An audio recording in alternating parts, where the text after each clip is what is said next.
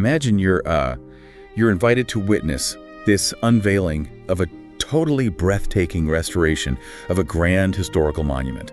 Like, the gold leaf is pristine, the marble is polished to a mirror finish, and the sheer scale of the architecture just, takes your breath away. It looks perfect. Exactly, perfect. But then you ask the curator to see the foundation, right? Like the structural pillars holding the whole thing up. And they just smile, hand you a legally binding non-disclosure agreement and say, we're not allowed to look down there. Wow. Huh. Yeah, that's a pretty intense metaphor. But that is exactly what happened with the highest grossing musical biopic in cinematic history. I mean, the 2026 Michael Jackson movie grossed, $977 million? Yeah, $977.6 million to be exact. Right, so it looks absolutely flawless on the surface. But underneath, it is built on this foundation of multi-million-dollar reshoots, fractured family dynamics, and a legally enforced silence. So for you listening today, we are taking you into the fascinating, honestly contradictory world of this blockbuster. Yeah, and to really understand how a film can be this monumental financial triumph, but simultaneously act as this completely incomplete historical document, we're pulling from a pretty diverse stack of sources today. Yeah, what are we looking at? Well, we've got Wikipedia's comprehensive breakdowns of his historic tours and the actual production history of the Antoine Fuqua-directed film itself. Plus, we're examining this really dense psychological research paper from Quest Journals, a detailed fashion retrospective from New Wave magazine, and a whole collection of behind-the-scenes production and box office reports. Awesome. So the mission for today's deep dive is to really unpack the mechanics of this film's success. We're going to explore how it perfectly recreated the king of pop's visual and musical genius while completely avoiding the darkest, most defining chapters of his life due to massive legal and family roadblocks. Okay, let's unpack this. Yeah, so the sheer scale of what this film achieved at the box office kind of requires us to look at the surface spectacle first. Michael, which stars MJ's real-life nephew, Jafar Jackson, it officially became the highest-grossing biopic of all time. Meaning it beat out some massive cultural events. Oh, absolutely. It surpassed things like Oppenheimer and Bohemian Rhapsody, and audiences just fully embraced it. They gave it an A cinema score. Right. But the critical reception tells a completely different story. It's currently sitting at like a 38% on Rotten Tomatoes. Ouch. Yeah. Critics overwhelmingly called it a sanitized, quote, greatest hits reel. Yeah, I saw one review that called it a filmed playlist in search of a story. Yeah. And that critical panning creates this really fascinating friction when you look at the absolute obsessive perfectionism of the physical production. I mean, director Antoine Fuqua didn't just build sets on a Hollywood backlot. No, he went all out with extreme location, shooting for authenticity. Exactly. They secured the actual Havenhurst estate in Encino, where the Jackson family actually lived. And they took over the Pasadena Playhouse to physically recreate that legendary Motown 25 special where he debuted the moonwalk. They even went to the exact street in East LA Union Pacific Avenue just to film the zombie dance from the Thriller video. And, the cinematography by Dion Bibier completely mirrors that geographical obsession with technical precision. Oh, totally. He actually utilized two completely different visual languages to, trick the viewer's brain. For the massive concert scenes, he used these crisp, modern Sony Venice 2 digital cameras. And those are the ones that capture light differently. Yeah, exactly. The mechanism behind these digital sensors allows them to capture the infinite black levels of a dark stadium, and then immediately the blinding, extreme dynamic range of those multi-million watt laser lights and pyrotechnics. Right, it makes the performances feel super immediate and electric. But then, for the flashbacks and the behind-the-scenes moments, he completely abandoned the digital sensors. He switched over to vintage 16mm and 35mm Canon Scoop-It cameras.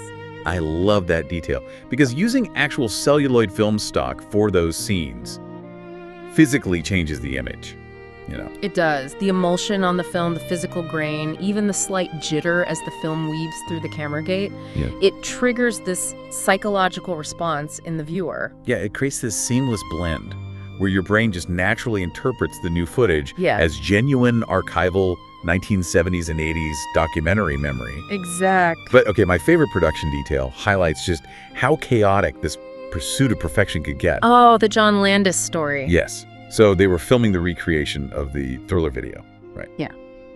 And the extra they hired to play the original director, John Landis, had a severe fear of heights. Oh, no. Yeah. He physically couldn't go up on the massive camera crane for the shot.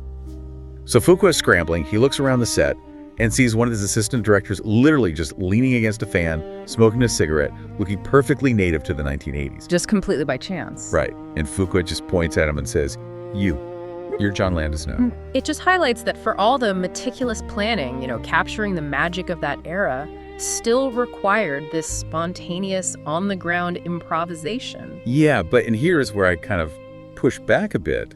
This intense focus on camera lenses and exact street addresses, it feels less like directing a narrative movie and more like, I don't know, high-end taxidermy. Taxidermy? Yeah. Like, they have perfectly preserved the skin and the feathers of the era, but it is completely devoid of internal organs or a heartbeat.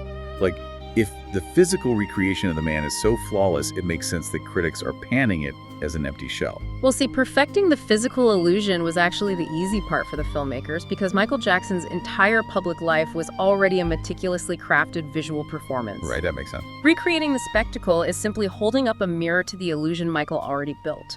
The critics called it a filmed playlist, but that kind of misses the point that for Michael, the playlist was his shield. And the physical manifestation of that shield was his wardrobe.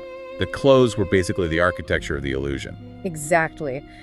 What's fascinating here is how Michael Jackson utilized fashion not just as clothing, but as aggressive world building. New Ways magazine points out that he pioneered this modern concept of fashion as an impenetrable identity. Oh, totally. You can really track the psychological shift through his eras. Yeah, he starts with the Motown disco glitz, the matching approachable suits and flared trousers. Right, very safe. Then he moves to the cinematic futurism of the Thriller era with the iconic red leather jacket and the single, heavily crystallized glove. And then the bad era arrives. Yeah. And the aesthetic just becomes hostile. It incorporates punk, fetish wear, and heavy military hardware. Yeah, excessive zippers, heavy metal buckles, thick leather straps, metallic epaulets. His personal costume designers, Michael Bush and Dennis Tompkins, actually coined this specific look as, quote, "Liberace goes to war." Which is such a great description, because Jackson had this deep, documented fascination with British military history. He viewed these elaborate, heavy outfits not merely as stage wear, but literally as a suit of armor. Wow. And the film's production matched this intensity down to the ounce. During the filming, Jafar Jackson wore a meticulous replica of MJ's famous Grammy jacket. And that replica jacket weighed 15 pounds. Yeah. I want you, listening right now, to just visualize strapping a 15-pound weighted vest to your chest. That's intense. Then imagine standing under the blazing physical heat of stadium lighting and attempting to execute a flawless, gravity-defying moonwalk while singing. The sheer physical demand of sustaining that armor is superhuman. And to ground that superhuman effort in reality, the production didn't even use prop awards. They had Jafar holding Michael's actual physical Grammy Awards for that scene.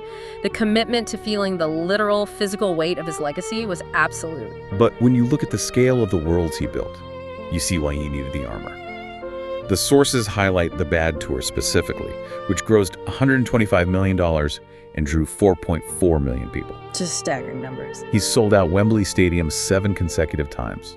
Was playing to over 500,000 people there alone. Being the single, isolated focal point for 500,000 screaming, hysterical people requires a barrier.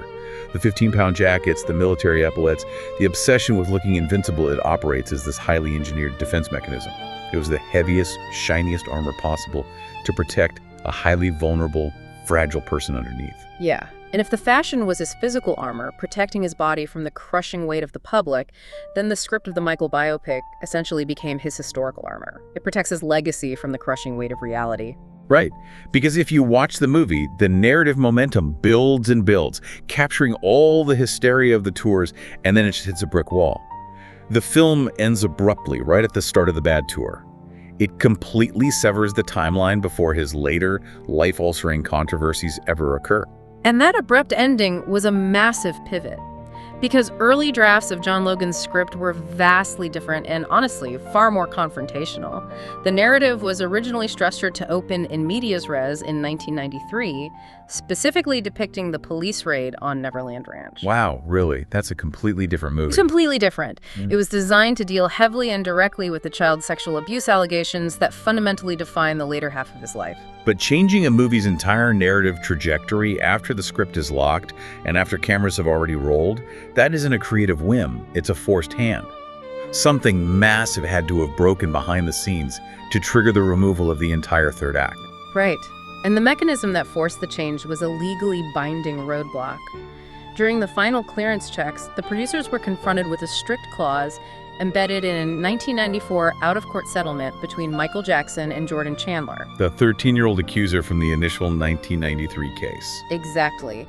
That specific legal clause expressly forbade the Jackson estate from depicting, dramatizing, or even mentioning Chandler in any commercial film project. Now, it's really important to note for you listening. Yeah.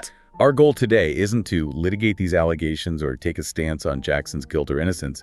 We are looking strictly at how the existence of this decades-old legal settlement operated as this immovable object for a modern Hollywood studio. Yeah, and the mechanics of how that clause bound the studio really come down to music rights. A musical biopic cannot exist without the subject's catalog. Right, you can't have an MJ movie without the music. Exactly.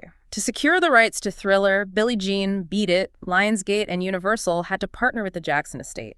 But because the estate is legally bound by the 1994 Chandler settlement, the studio, by extension, was legally gagged. They could not tell the story of 1993 without violating the settlement and risking the loss of the music rights entirely.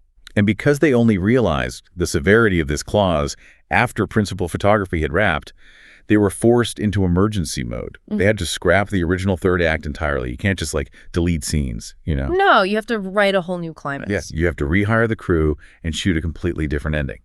This forced a massive 22-day reshoot that cost between $15 million and $50 million, which ultimately ballooned the film's total budget to an estimated $200 million. And altering the timeline had this cascading effect on the rest of the film, too. The producers had already filmed scenes featuring Kat Graham playing Diana Ross, who was this massive mentor figure to Michael. Those scenes were entirely cut. Just gone. Yeah.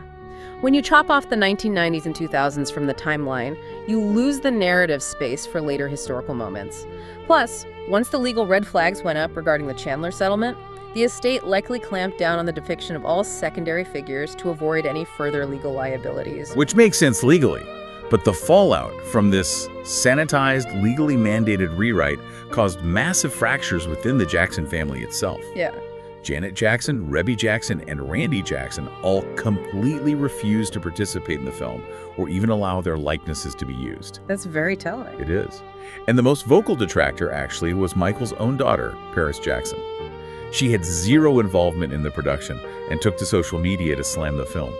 She called it a sugar-coated fantasy that pandered to fans and explicitly stated it was filled with, quote, full-blown lies. She saw the erasure of the complex, flawed human she knew in favor of this estate-approved brand asset. This raises an important question, though. How can a biographical film claim to present an authentic narrative when the filmmakers are legally prohibited from discussing the events that most profoundly shape the subject's public and private life? It creates a huge paradox. The studio is legally bound to only tell half the story. But interestingly, while the film couldn't legally explore the allegations of the 1990s, it actually spends a significant amount of screen time exploring what psychologists argue is the root cause of his later behavior. Right, his deeply traumatic childhood. Exactly. The film heavily features the systemic abuse Michael suffered at the hands of his father, Joe Jackson, who is played by Coleman Domingo, and the research from Quest Journals frames Michael Jackson's entire adult life through the psychological lens of Peter Pan syndrome. Meaning he basically never grew up. Yeah. Michael was fundamentally robbed of his developmental years. From a very young age, he was subjected to grueling multi-hour rehearsals, enforced by severe physical and emotional abuse. Joe Jackson ruled the family through fear and corporal punishment, completely withholding affection. And the emotional abuse was incredibly targeted and insidious. The journal highlights how Joe famously and repeatedly mocked Michael's physical appearance, specifically embedding the insult Big Nose into Michael's psyche. And the mechanism of a parent implanting that specific shame has a devastating, lifelong physical manifestation. It directly drove Michael's endless, extreme surgical procedures. Right, because the surgeries weren't merely vanity. No, they were a subconscious physical erasure of his father's face because Michael inherently looked like Joe. The trauma also created that prominent nervous tack where Michael would constantly cover his face and nose with his hand. It was literally a physical barrier against the ingrained shame. And the journal points out how he used his immense wealth to try and literally buy back the childhood he was denied. I mean, that is the function of Neverland Ranch. It wasn't just a lavish estate. No, it was a desperate attempt to construct a stolen youth. Yeah, he outfitted it with a Ferris wheel, a petting zoo, a pirate ship, cotton candy stands. He built this physical sanctuary where the adult world was just not allowed to enter. The author of the study actually summarizes his emotional state really well. They say Michael was a man by age, but a child by action. He was desperate for affection and love, yet deeply afraid of physical touch due to his father's beatings. He was basically living in an emotional abyss, caught between the adult he didn't want to be and the boy he was no longer allowed to be. But the most complex part of this psychological deep dive is how the journal attempts to explain his later, highly controversial relationships with children. Yeah, so the journal introduces this psychological coping mechanism known as projective identification. Yeah, okay. Unpack that for us. Well, projective identification is an unconscious process where a person splits off a fractured, traumatized part of themselves that they cannot accept or heal, and they project it onto someone else. So in Michael's case, the journal argues that his intense emotional connection to children was a profound psychological defense mechanism rather than a predatory one. Right. So to put that in simpler terms, it operates almost like a psychological ventriloquist, right? Like a ventriloquist puts their own voice into a dummy because they are too afraid to speak for themselves. The journal is suggesting Michael couldn't save his own inner child from the trauma of his past, so he built Neverland to save other children instead, attempting to heal himself by proxy. Precisely. By surrounding himself with children and providing them with this magical, consequence-free environment, he was subconsciously trying to provide them with the parental love, protection, and joy that he was so brutally denied by Joe Jackson. He looked at these boys and saw his own fractured, vulnerable self, and he tried to rescue that reflection. So what does this all mean when we look at the final cut of the film? Like, we have this massive taxidermy project, this flawless 15-pound visual armor, a deeply tragic psychological profile, and a movie that legally has to cut to black right before the storm hits. If we connect this to the bigger picture, the film's abrupt ending, stopping right before the 1993 allegations, actually makes profound psychological sense, even if it was just forced by a legal department. Interesting. How so? By ending the narrative at the launch of the Bad Tour, the film effectively captures the boy who wouldn't grow up right at his absolute peak. It freezes him in time, right before the adult world, with all its dark complexities, accusations, and legal realities, came crashing down and destroyed his Neverland. Wow, yeah. It just locks him permanently inside the armor. The 2026 Michael biopic is undeniably a masterpiece of visual and musical recreation. Through the brilliant use of vintage film stock and digital sensors, it crafts a perfect, gleaming replica of the king of pop's world building. It captures the moonwalk, the magic, and the global hysteria of a man who conquered the world. Right. But, due to binding legal settlements and deep family divisions over the narrative, the film remains a hollow shell. It refuses to engage with the complex psychological tragedy of the man trapped inside that 15-pound jacket. We get the iconic music, but we are legally denied the full measure of the man. Absolutely. Which leaves us with a final thought for you to chew on. Think back to that perfectly restored monument we talked about at the beginning, the one where you aren't allowed to see the foundation.